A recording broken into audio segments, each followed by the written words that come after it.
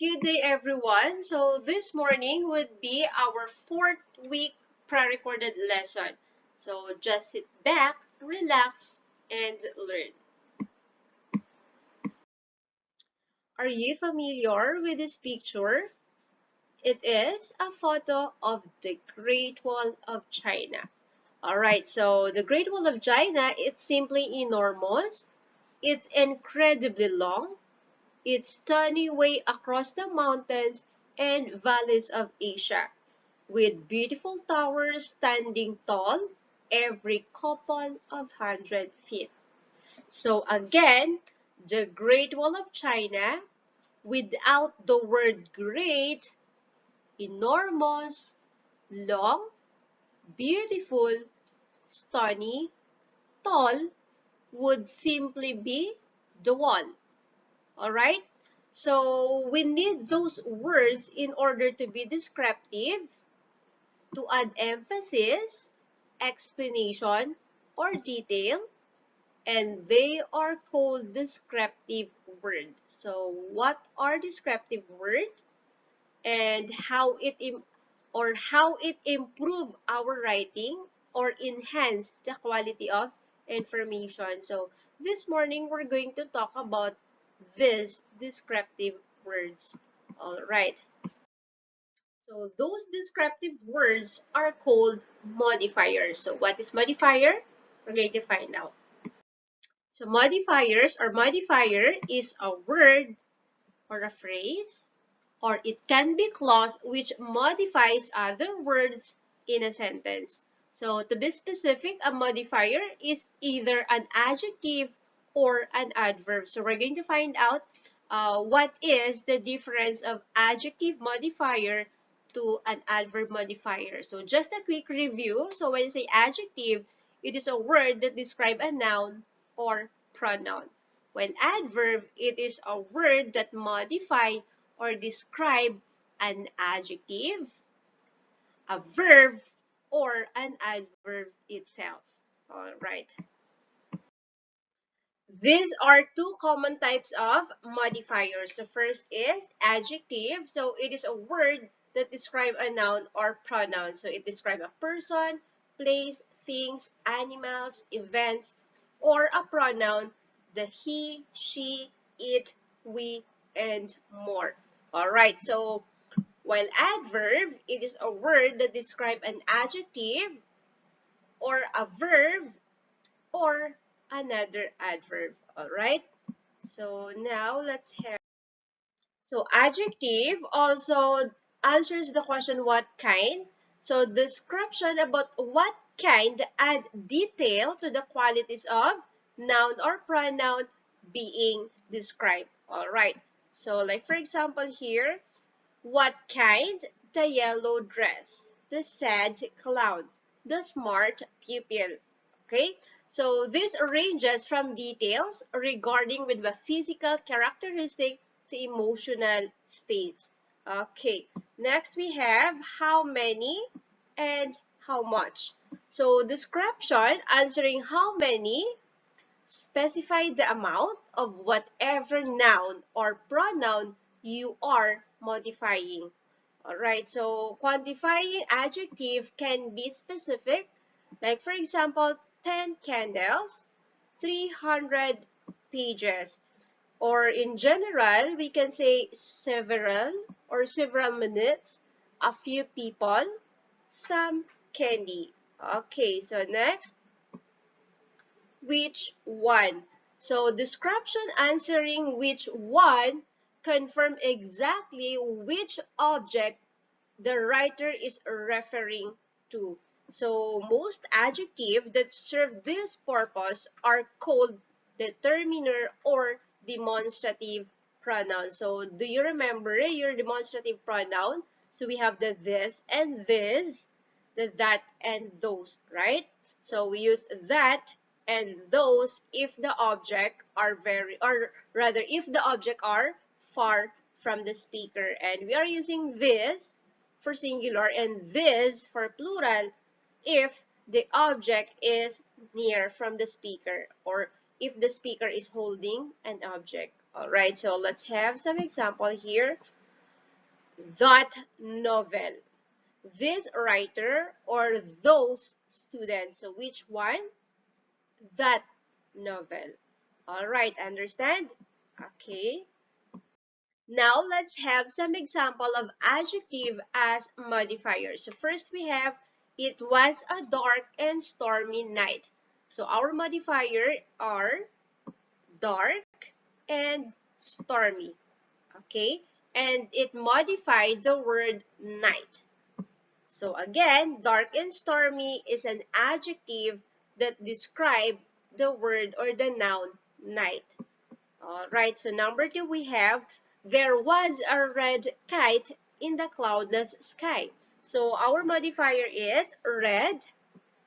Okay, so it describes kite. And we also have cloudless that describe the sky. Okay, so our modifier is red and cloudless. So they are adjective. So next we have number 3. He was happy with the way things went. So our adjective is happy and it describes the pronoun he. Alright, next we have number 4. They were tired after a hard day at the work site. So first adjective is tired and it is describing the pronoun they. They were tired. Okay. And of course, there is hard.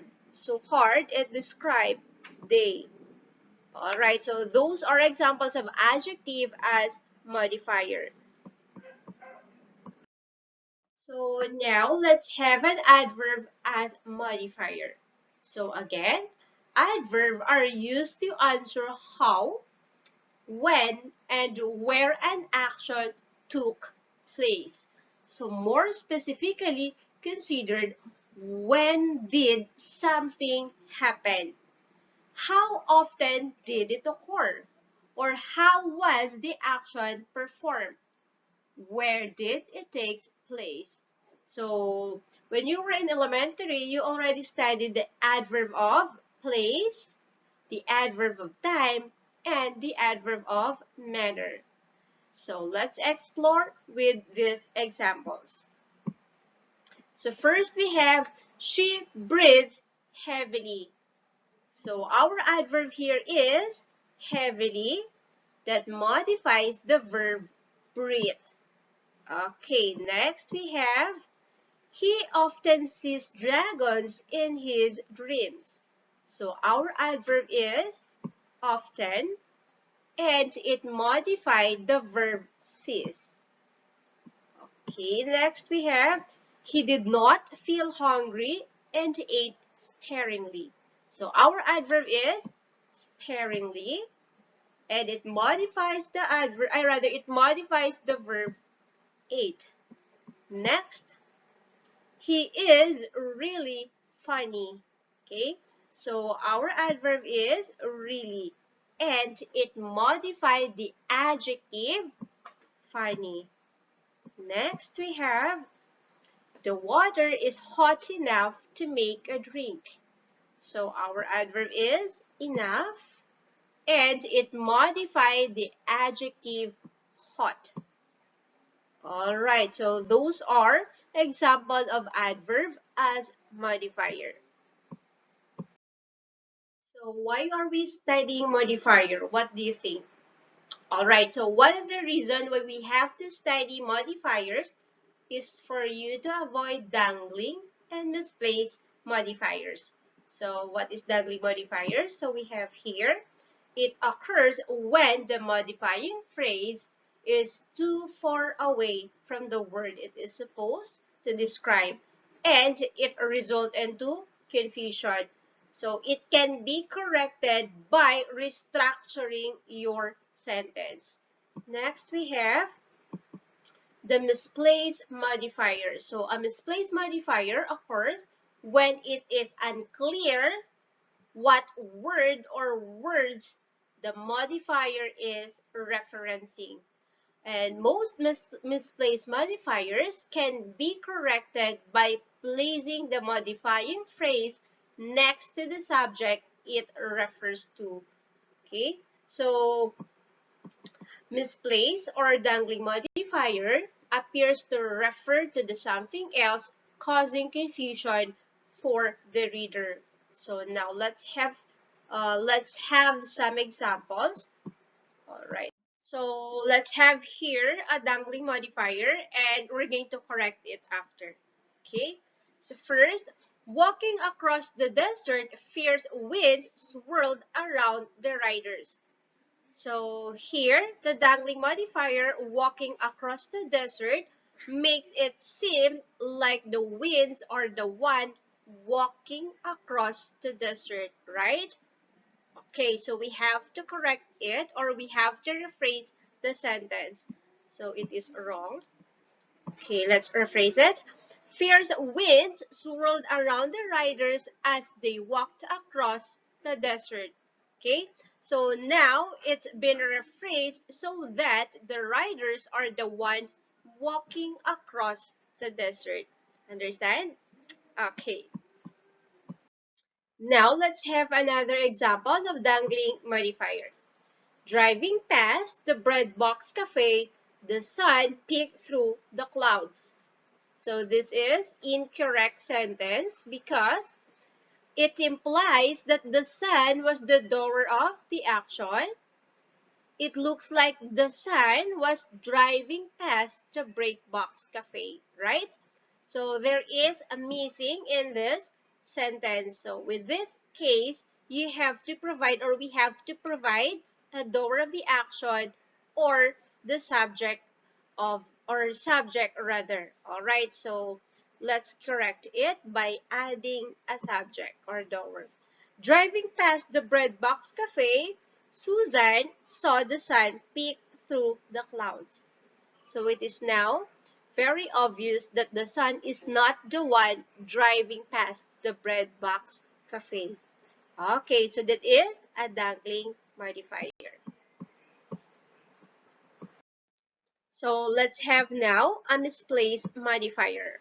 So John heard her when she whispered clearly. So first, what is our modifier here? Clearly. Okay? So the sentence is about hearing or John hearing clearly. So the modifier is too far away from the verb heard, which it modifies. Okay? So it looks like clearly is modifying the word whispered and not the word heard. So we have to rephrase it or we have to put the word clearly near with the verb it modifies. So it is wrong. Let's correct it.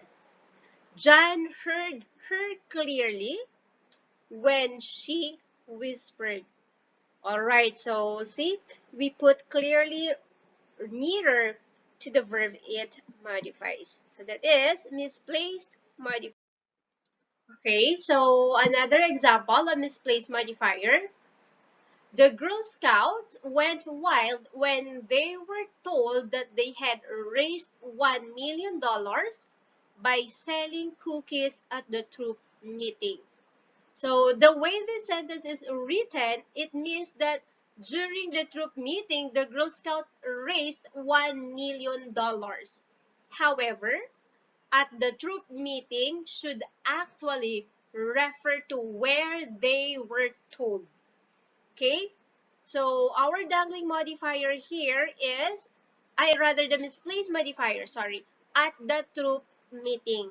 So let's correct it by placing the modifier nearer to where it modified. So here it go. The Girl Scout went wild when they were told at the troop meeting that they had raised $1 million by selling the cookies. Okay, so it is now correct. So you have, when correcting misplaced modifier, just have to put it next to the word it modifies. So that is misplaced modifier. Misplaced modifier can also be just one word. So these are some of the most frequently misplaced one-word modifiers. Example, almost, even, hardly, just merely, nearly, only, and more. So changing the location of these individual words may changes the meaning of the sentence. So let's have some example. The student passed almost all of her classes. So in this sentence, it means that she passed most of her classes, but not all of them. Okay, so the student passed almost all of her classes. So our modifier here is almost. Okay, so let's check another example. The student almost passed all of her classes. So it is, or it has a different meaning with the sentence number 1. So here, it means that she came close to passing all of her classes, but didn't actually pass or didn't actually pass any of them. So the student almost passed all of her classes. Alright, so again, a misplaced modifier may change the meaning of a sentence. Okay, this is all for today, grade 8. See you in our live discussion. Bye everyone. Have a nice day.